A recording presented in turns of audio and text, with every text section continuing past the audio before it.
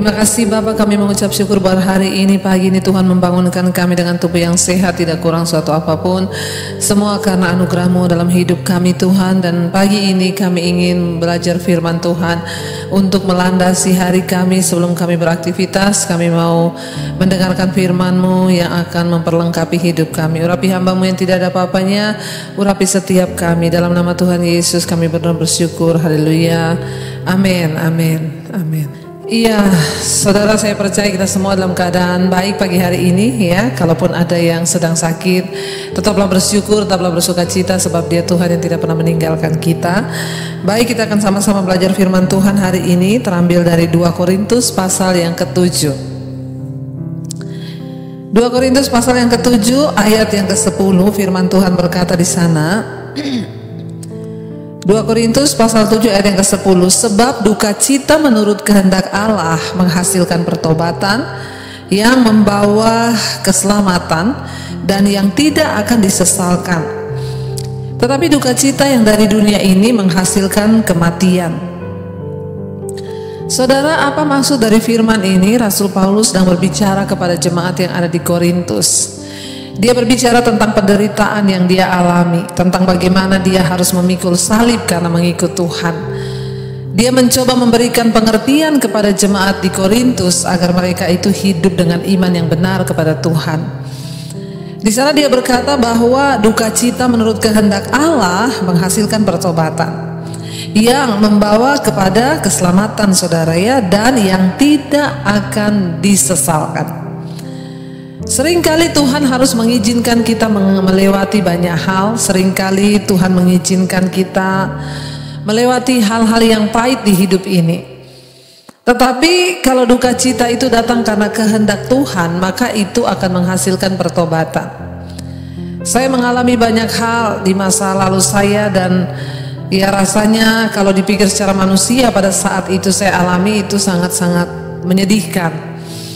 Tetapi saya percaya bahwa semua yang Tuhan izinkan terjadi sesuai kehendak Allah itu mendatangkan pertobatan dan yang tidak akan saya sesali.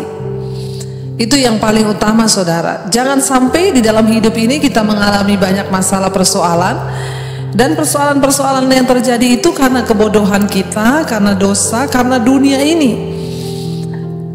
Di sini dikatakan duka cita yang dari dunia ini menghasilkan kematian. Kalau kita menderita kemalangan, tekanan, persoalan, malapetaka itu karena kebodohan kita atau karena kita mengikuti dunia ini, maka itu adalah duka cita yang dari dunia, ya, dan itu pasti akan disesali.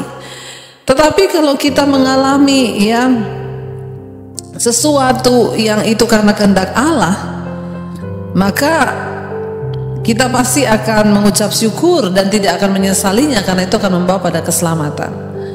Karena itu banyak orang-orang ya kesaksian, mereka dipanggil Tuhan melewati air mata dulu, melewati persoalan, melewati tantangan, lalu akhirnya mereka bisa bertobat. Mari kita terus berdoa, saudara, agar Tuhan memberikan kita kekuatan untuk menjalani setiap hari kita, menjalani setiap masalah kita dengan hati yang hanya tertuju kepada Kristus. Ya, karena ayat ini berkata sebab duka cita yang dari dunia ini, ya, sebab duka cita menurut kehendak Allah, yaitu mendatangkan sesuatu yang baik bagi hidup kita.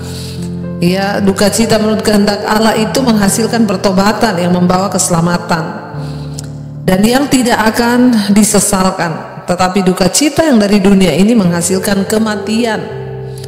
Karena itu jangan terlalu mengikuti dunia, jangan hidup di bawah pengaruh dunia. Ayat 11 berkata, sebab perhatikanlah betapa justru duka cita yang menurut kehendak Allah itu mengerjakan pada kamu kesungguhan yang besar, bahkan pembelaan diri, ya, kejengkelan, ketakutan, kerinduan, kegiatan, penghukuman. Di dalam semuanya itu kamu telah membuktikan bahwa kamu tidak bersalah di dalam perkara itu. Saudara yang terkasih, ya, di dalam kita mengalami tekanan yang Tuhan izinkan terjadi, mungkin ada duka cita, ya, di dalamnya itu ada kejengkelan, ya, ada rasanya saudara di sana mengerjakan dalam diri kita itu ya banyak hal Ya, ketika kita mengalami proses dari Tuhan, seringkali kita jengkel, tapi dalam semua perkara itu kita terbukti lulus dan tidak bersalah. Ada seorang ibu yang WA ke saya, Bu, saya tuh benci banget sama mertua saya. Ya, itu mertua saya tuh cerewetnya luar biasa. Ya, rasanya aduh saya nggak betah tuh kalau dia datang ke rumah. Nginep cuma berapa hari itu aja, aduh saya sudah nggak betah, Bu. Saya berkata sama ibu itu, Bu, jadikan kesempatan ketika mertua itu ada di rumah, ya jadikan itu kesempatan sebagai kita ini diproses Tuhan. Tuhan sedang melatih ibu untuk sabar, Tuhan melatih ibu untuk menjadi pribadi yang lebih perhatian.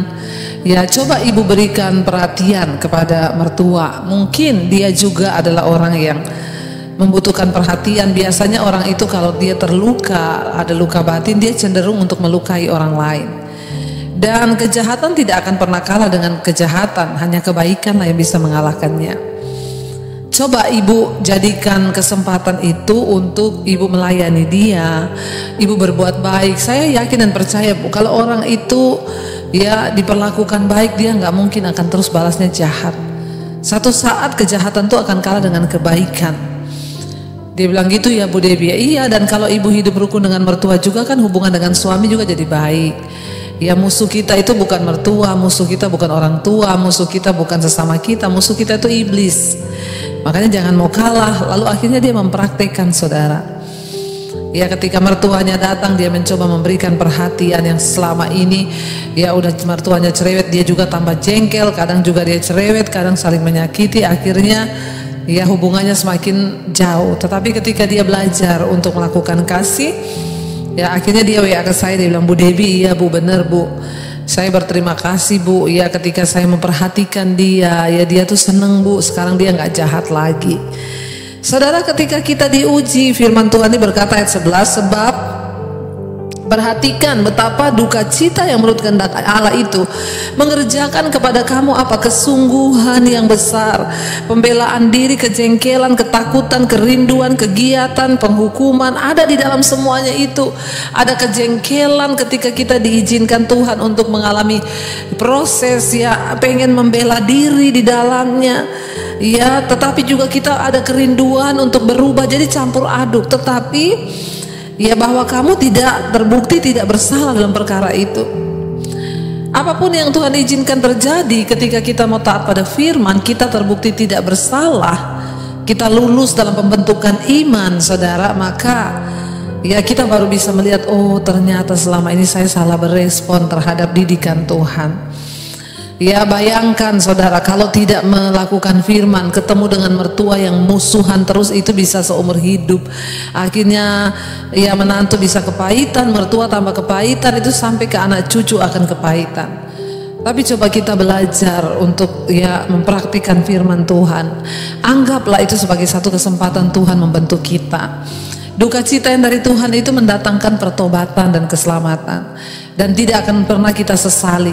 Ya sehingga kita berkata, akhirnya dia berkata, terima kasih Bu, saya sekarang bersyukur banget ya mertua saya itu dipakai Tuhan untuk memproses hidup saya. Tidak ada penyesalan di dalamnya. Yang ada adalah sukacita karena kita semakin dibentuk dan kita diselamatkan Tuhan.